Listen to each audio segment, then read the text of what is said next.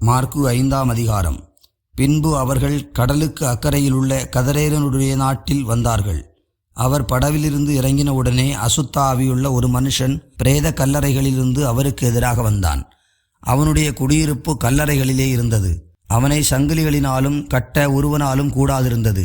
அவன் அநேகம் தரம் விலங்குகளினாலும் சங்கிலிகளினாலும் கட்டப்பட்டிருந்தும் சங்கிலிகளை முறித்து விலங்குகளை தகர்த்து போடுவான்.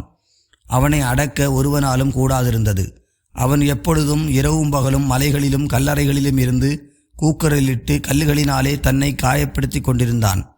அவன் இயேசுவை தூரத்திலே கண்டபோது ஓடி வந்து அவரை பணிந்து கொண்டு, இயேசுவே, உன்னதமான தேவனுடைய குமாரனே, எனக்கும் உமக்கும் என்ன? என்னை வேதனைப்படுத்தாதபடிக்கு தேவன் பேரில் உமக்கு ஆணை என்று மிகுந்த சத்தமிட்டு சொன்னான்.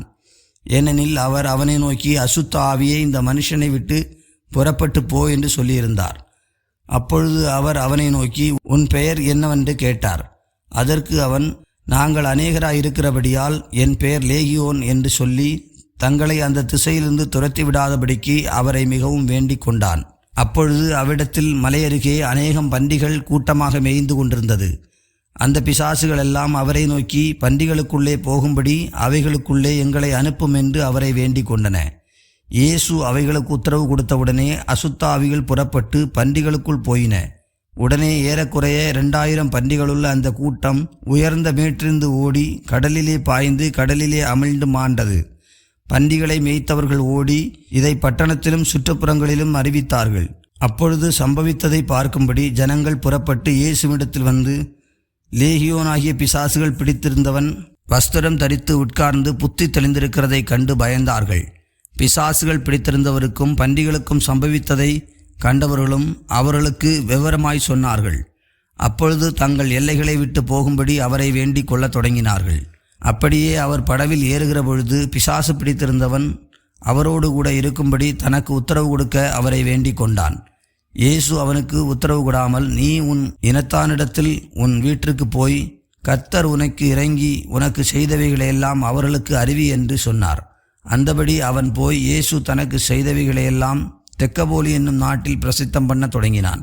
எல்லாரும் ஆச்சரியப்பட்டார்கள். இயேசு படவில் ஏறி மறுபடியும் இக்கரைக்கு வந்து கடலோரத்திலிருந்தபோது திரளான ஜனங்கள் அவரிடத்தில் கூடி வந்தார்கள். அப்பொழுது ஜெப ஆலய தலைவரில் ஒருவனாகிய யவீரு என்பவன் வந்து அவரை கண்டவுடனே அவர் பாதத்திலே விழுந்து, என் குமாரத்தி மரண அவஸ்தைப்படுகிறாள். அவள் ஆரோக்கியம் அடையும்படிக்கு நீர் வந்து அவள் மேல் உமது கைகளை வையும். அப்பொழுது பிழைப்பாள் என்று அவரை மிகவும் வேண்டிக் கொண்டான். அவர் அவனுடைய கூட போனார். திரளான ஜனங்கள் அவருக்கு பின் சென்று அவரை நெருக்கினார்கள்.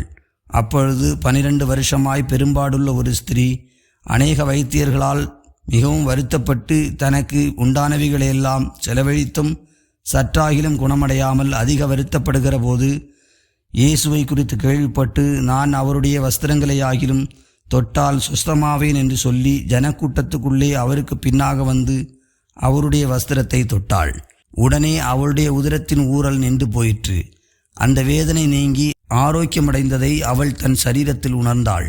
உடனே இயேசு தம்மிலிருந்து வல்லமை புறப்பட்டதை தமக்குள் அறிந்து ஜனக்கூட்டத்துக்குள்ளே திரும்பி, என் வஸ்திரங்களை தொட்டது யார் என்று கேட்டார்.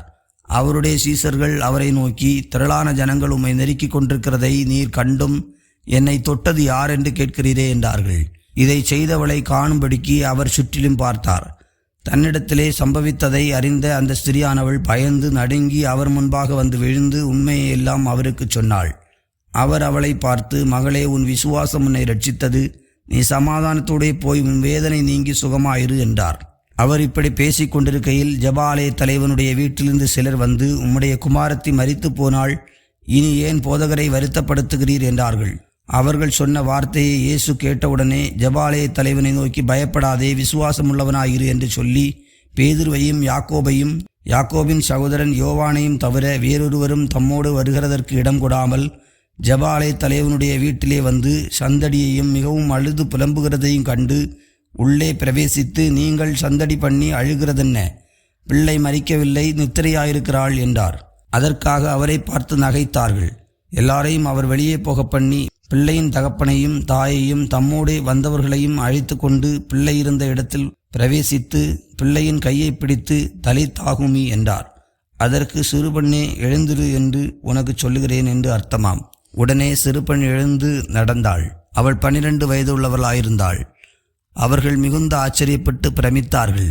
அதை ஒருவருக்கும் அறிவியாதபடி அவர்களுக்கு உறுதியாக கட்டளையிட்டு அவளுக்கு ஆகாரம் கொடுக்கும்படி சொன்னார்.